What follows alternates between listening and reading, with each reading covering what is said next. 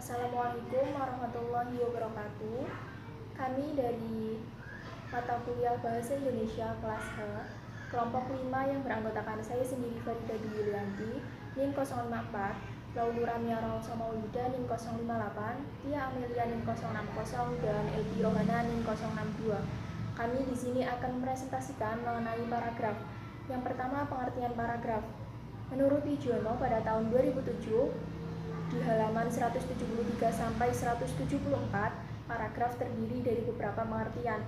Yang pertama, paragraf adalah karangan mini. Dalam paragraf, semua unsur karangan yang panjang sudah ada. Kedua, paragraf adalah satuan bahasa tulis yang terdiri dari beberapa kalimat yang tersusun secara runtut, logis dalam suatu kesatuan ide yang tersusun secara lengkap, utuh, dan padu. Ketiga, paragraf adalah bagian dari suatu karangan yang terdiri dari sejumlah kalimat yang mengungkapkan satuan informasi dengan pikiran utama sebagai pengendalinya dan pikiran penjelas sebagai pendukungnya. Dan yang terakhir, paragraf terdiri dari satu kalimat yang berarti tidak menunjukkan ketuntasan atau kesempurnaan. Selanjutnya akan disampaikan oleh Mbak Laura. Selanjutnya ada jenis-jenis paragraf. Paragraf berdasarkan tujuannya dibagi menjadi 3. Yang pertama ada paragraf pembuka, paragraf isi, dan paragraf penutup. Paragraf pembuka ini merupakan paragraf yang berperan sebagai pengantar untuk sampai kepada persoalan yang akan diuraikan. Sedangkan paragraf isi merupakan substansi dari sebuah karangan. Dan paragraf penutup merupakan paragraf yang mengakhiri suatu karangan. Berdasarkan pada letak pikiran utamanya, paragraf itu sendiri dibagi menjadi 4. Yang pertama, paragraf deduktif. Paragraf ini merupakan tipe paragraf yang letak pikiran utamanya dituangkan dalam kalimat di awal paragraf. Yang kedua, ada paragraf induktif. Paragraf ini merupakan tipe paragraf yang pikiran utamanya dituangkan dalam kalimat-kalimat di akhir paragraf. Selanjutnya, ada paragraf deduktif-induktif.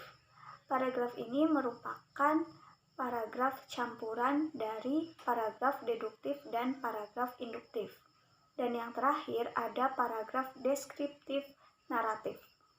Paragraf ini merupakan paragraf yang sering terdapat pada karya sastra atau cerita fiksi. Selanjutnya akan dijelaskan oleh Mbak Tia Amelia. Untuk slide berikutnya ada paragraf efektif. Paragraf efektif adalah paragraf yang di dalamnya terdapat pesan yang jelas. Nah, untuk paragraf yang efektif ini selalu mampu mengarahkan para pembacanya kemana arah pembicaraan topik utama. Untuk ciri-ciri paragraf yang efektif yaitu terdiri dari kesatuan fokus. Yang kedua, ada hubungan antar kalimat menunjukkan koherensi yang saling berkaitan. Yang ketiga, ada pengembangan yang cukup memadai dalam mengembangkan gagasan utama. Untuk slide berikutnya ada pengembangan paragraf. Pengembangan paragraf dapat dilakukan dengan beberapa cara. Yang pertama ada cara definisi. Cara definisi ini adalah pengembangan paragraf melalui pengungkapan, penjelasan atau pengertian dari suatu masalah yang dibicarakan, serta diungkapkan dari berbagai macam sudut pandang. Contohnya adalah ialah dan yaitu. Nah, untuk yang kedua ada cara analogi. Analogi adalah bentuk pengungkapan suatu objek yang dijelaskan dengan objek lain yang memiliki suatu kesamaan atau kemiripan. Nah, biasanya dilakukan dengan bantuan kiasan. Contoh ibaratnya, seperti, dan bagaikan. Untuk yang ketiga ini ada cara contoh-contoh.